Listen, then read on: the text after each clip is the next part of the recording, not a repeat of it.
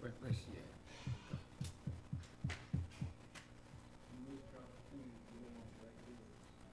Okay, where? So it's all Yeah. You always come. depends on whether one will still need some additional support. Oh, maybe over there. Maybe. No, I had you.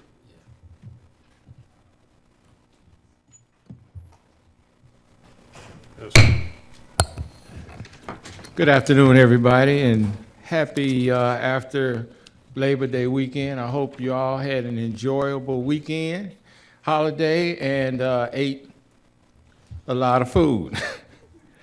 Smoke ribs. Smoked ribs, okay. We got smoked ribs, smoked picnic. I had chicken. Did you ask Bird if he wanted to do it? Uh-oh. Okay. Can I get you a motion to approve? Okay. All right. Second? Can I get a second? Okay, thank you, Councilman. Questions, all in favor by the sign of aye. Opposers, nay. Motion carries. Okay, now for the real fun, Madam Clerk. Would you please read ordinances on first reading? 6A, please. An ordinance to amend Chattanooga City Code, Part 2, Chapter 11, Article 20, Short-Term Vacation Rental Certificate, Section 11-510, by amending the definition of short-term vacation rental district to adopt a new short-term vacation rental overlay district mapped for all of District 9. Seeing no questions, please read 6B, please. An ordinance to amend Chattanooga City Code, Part 2, Downtown Central Business Improvement District, Downtown CBID, Section 11-5311, to provide for a collection of special assessments by the city treasurer. Madam Clerk, let's now move on to resolutions. 7A, please. A resolution authorizing the administrator for the Department of Economic and Community Development to execute a renewal agreement in substantially the form attached with Chattanooga Neighborhood Enterprise Incorporated for loan portfolio management services between July 1st, 2019 through June 30th, 2020. 7B, please. A resolution authorizing the administrator for the Department of Economic and Community Development to enter into an agreement in substantially the form attached with Chattanooga Neighborhood Enterprise Incorporated for management and implementation of the Housing and Urban Development HUD Lead Paint Abatement Grant. Thank you, Madam Clerk. Now let's move on to transportation, item 7C, please. A resolution authorizing the Chattanooga Department of Transportation to erect commemorative secondary street name signs on Astor Avenue from Cummings Highway to Kelly's Ferry Road, designating said portions of Astor Avenue as Bob Watson Avenue. Okay, seeing none. D, please. A resolution authorizing the administrator for the Department of Youth and Family Development to enter into an agreement with the public entity partners for the 2019 fund year liability renewal policy from July 1st, 2019 to July 1st, 2020 for an amount not to exceed $49,918. Thank you. Item number E. A resolution authorizing the administrator for the Department of Youth and Family Development to contract with the listed child care programs to provide Head Start and Early Head Start services for 200 children for an amount not to exceed $961,849. Thank you, Madam Clerk. There is no departmental report, so I will close this part of our session, and I will now turn it over to Planning and Zoning Chairman, Councilman Ledford.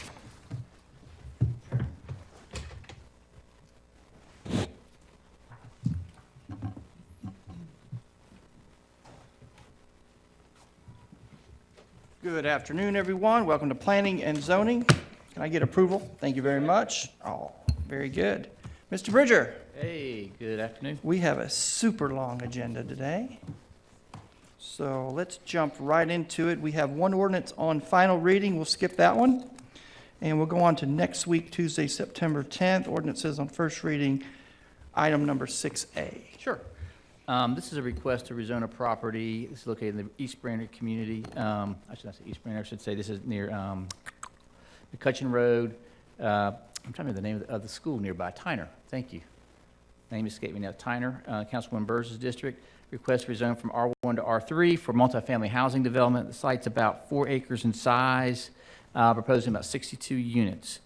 If you look here again closer, you can see the property is generally vacant. It does have one single-family residential structure.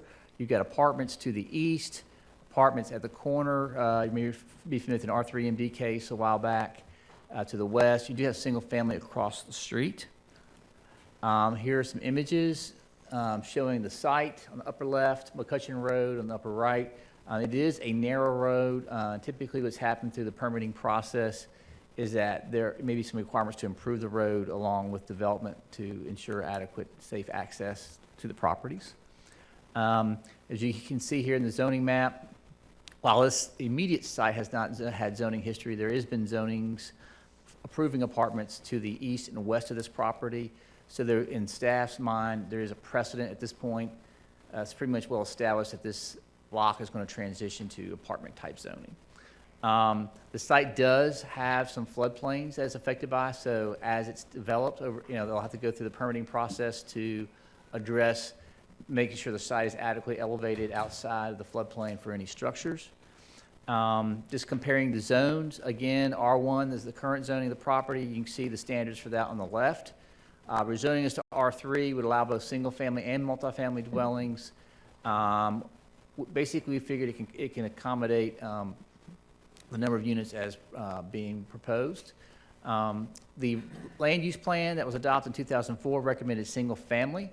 Clearly, that pattern has changed over time as zoning cases have been approved on this block. So staff, while we did start here at the plan, based on the number of cases that have already approved apartments, did not feel like this plan had direction on this block relative to this case.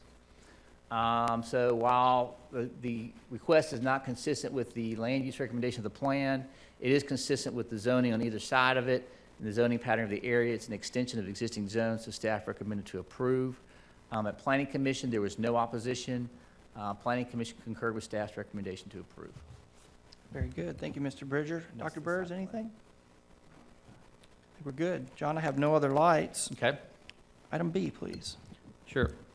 There are actually two cases that are side by side in this next two agenda items. You may recall about a year or so ago, a large tract of land was rezoned for a potential VA hospital. Well, now they're in the permitting phase of this process, beginning to do site work. And actually, it turns out they're only going to use a portion of the site. So this particular case we're looking at is being redeveloped for residential, not the hospital. And then the next case is actually pertaining to the, or I should say the clinic. The next case to the west of this will be dealing with the clinic. So again, for this particular property, they're requesting to lift conditions. When this property was rezoned, they had a whole set of conditions that really were based on the assumption that this entire site would be developed as one unit. It's now really two separate developments, and thus the request to amend the conditions. Again, if you look at the site, you can see it's mostly vacant except for one house. Here again, you can see a portion of the site. It's all zoned R4 currently with conditions. This is the one we're dealing with for now for this case. As you can see, the original concept that was submitted showed more of an integrated site with the VA hospital and would be offices adjacent to it. The program has changed again from offices to residential for that portion of the property you see on the right-hand side of that image. So what they were asking to do is lift all conditions. Staff has a little bit different take on that. We think some conditions are still relevant because they were developed to help protect the neighborhood and make sure there's adequate transition between the more intense uses and the single-family residences to the rear. So essentially, what we're recommending is out of those original 5 conditions, that keep 3 of those. That's the maintaining that 30-foot landscape buffer to the north, continue to retain that 20% open space set aside, because there are some pretty major woodlands on both properties, and that the project shall complete a traffic study approved by CDOT that will comply with that. And the reason for that is, particularly with the VA clinic and in this property, the traffic generation, there may be some specific things that need to be done in terms of how the entrances are designed to ensure adequate traffic flow for both properties. So that was staff recommendation to basically approve just lifting condition 3, which is a specific requirement for a walking trail, and the condition number 5, providing interconnected driveway. Planning Commission There was no opposition. Planning Commission concurred with staff's recommendation. I would add that there's a fourth condition that was added to this zone, and that is it'd be for use for residential uses and amenities only. So those are the four conditions that are come out of recommendation from both staff and Planning Commission. Thank you, Mr. Bridger. Dr. Burrs? You. There have been a number of community meetings on this and the next property that's coming up. The developers and the community have worked well together along with the RPA, and I think there has been a meeting of the minds. They're very big projects, and I think they're being done well. So no comments on this or the next one. Very good. Thank you, Dr. Burrs. John, I have no other lights on this item. Okay? Let's move on to C, please. Okay, so this is that adjacent property, and this is the actual VA clinic. This is where, again, they're requesting to lift conditions based on the more recent site development concept. So very similar to the adjacent property, vacant except for one structure.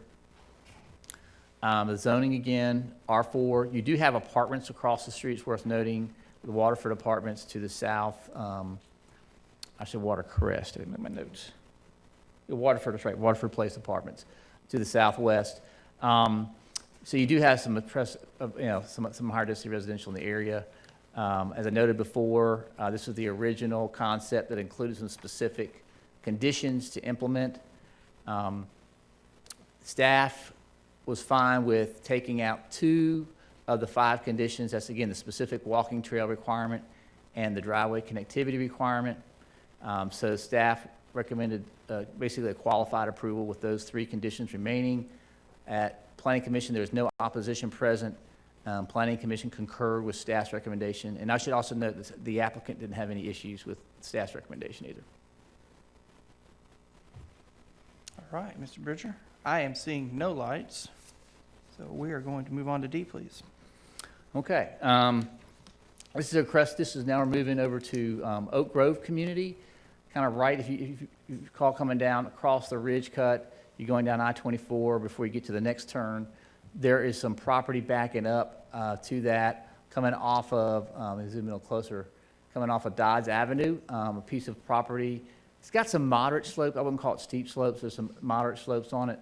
They're wanting to rezone that for a single-family detached, well, I call it, this is a new concept we're seeing some more of. It's called multi-unit detached single-family on one lot. So it's individual single-family units, but there's multiple structures on one lot. I know it's a little complicated, but that's the kind of a new use we're seeing as part of a kind of another way to help provide another housing option in the community. The site is currently vacant. Wooded, you can see here's some images of the property. Again, there's moderate slopes. I have a slope map you'll see here in a minute. It kind of shows you a little, give you a little view of the slopes on the site. It's already zoned R2, so actually by right you can get 14 units on it as it is today. What they're proposing is no more than 14 units. Here is the slope map. So you can see as you get closer to the back end, it gets steep, but I would call it moderate, really slope through the site itself. John, when you say moderate, give me a percentage. What percentage? Yeah, You're talking 15 to 20% slopes. okay. Thank you. So again, just comparing the two zones, what's allowed. It's currently zoned R2, so you can already do townhouses and duplexes. You just cannot do what they're proposing to do, where you have multiple units on one lot. You'd be limited to 2 units on a lot in an R2 zone, whereas R3, they're trying to get 14 on one lot. So they need the R3 to accommodate the development concept. So again, consulting the Oak Grove neighborhood plan, it did recommend single unit residential for this area, but did describe it as small lot residential. So this is not far from that, where they were looking at single family dwellings with lot sizes as small as 5,000 square feet. But the plan also has some broader goals about including new owner occupied residential growth in this area, encouraging the use of medium density residential development to provide housing options in this community. So staff felt like based on the existing zoning, it's already zoned R2, and that the concept is really not that far removed from an R1 type development. Staff felt comfortable approving the zone with conditions. And so we noted a number of conditions. Let me go to that right here. Basically, two conditions that be conditioned to multiple single-family detached residential with a density not to exceed 5 dwelling units per acre, and multifamily structures, boarding houses, lodging houses, bed and breakfast would be prohibited. So it kind of provides a little bit of a structure for what can happen on the site. Both Planning Commission and staff recommend approval, and there's no opposition. Very good. Thank you, John. I do have a light. Councilman Mitchell. Thank you, Mr. Chair. I think these conditions might take care of my question. I heard you say right now, what is on the plan is 14 units? Yes, I'll show you, here's the site plan. Could they put more units on this property than 14? Not with that condition. That's, we calculate the density based on. Okay. That's all I need to know. Thank you, Mr. Chair. Yes, sir. Thank you, Councilman. John, I got a quick question. I have no other lights. So when we talk about the number of structures all being on one lot, Yes, basically, so each structure is fee simple still. that's correct. Okay. I have no further questions. I do have, I see no more lights. So you want to give us an update on steep slopes and Sure. floodplains? We are actually putting the finishing touches on a draft report. We've got a meeting in 2 weeks with the advisory committee to kind of get some initial feedback to that. I will be reaching out to you all individually. What I'll do is I'll shoot you an email, and anybody who's really interested in a more kind of a quick overview, let me know. I'd be happy to meet with you to kind of give you that quick overview. We will be doing a full committee presentation. Okay. But we will, basically our steps are to meet with the advisory committee to get some initial feedback to the draft. Then we're going to be releasing that out to the public and having a public hearing. We're thinking actually in these chambers. I thought it'd be good if we did the public hearing, you have a chance to hear the comments from the public in reaction to the draft. So that's kind of the step, that's still scheduled for October. October. Yes, sir. All right. Anyone have any questions for John regarding steep slopes and floodplains? I have one other more announcement, actually Okay. two announcements. Just And you another- have two more announcements. We have this coming Thursday, the Airport District Plan presentation. So again, that's going to be at the Shepherd YFD at 11 o'clock and at 4 o'clock. So depending on your schedule, free to come out to that. We will also be doing our Area 3 Plan community meetings on September 28th, my birthday, so it'll be a great time.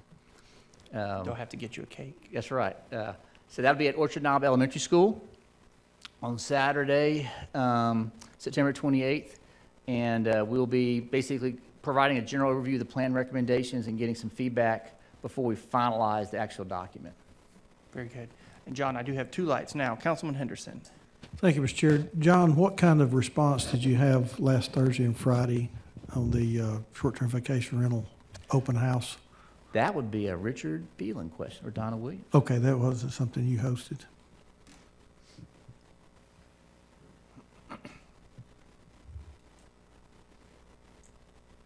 Hello, council. Hi, Ms. Richard Williams. is off today, and he is looking forward to giving you his presentation next week. Okay, I'll wait. Okay, That's but fine. there was very good attendance, Yeah, strong okay. attendance on Friday. So he's going to give us something next week on it? Yeah, yes, sir, next That's- Tuesday. Okay, thank you. Very good. Thank you, Councilman. Councilman Gilbert. John, we did get information out to the houses on Airport Road. Yes. 'Cause a lot of them said they didn't get it last time, so I want to make sure. We've got a list of every property owner in the district is getting an invitation, or has Okay. already gotten an invitation. I appreciate it. Thanks. Very good. Thank you, Councilman. John, any other announcements for us today? That's all. Fantastic. We thank you very much. And if no one else has any further comments, I will adjourn us till 6. How did you do that?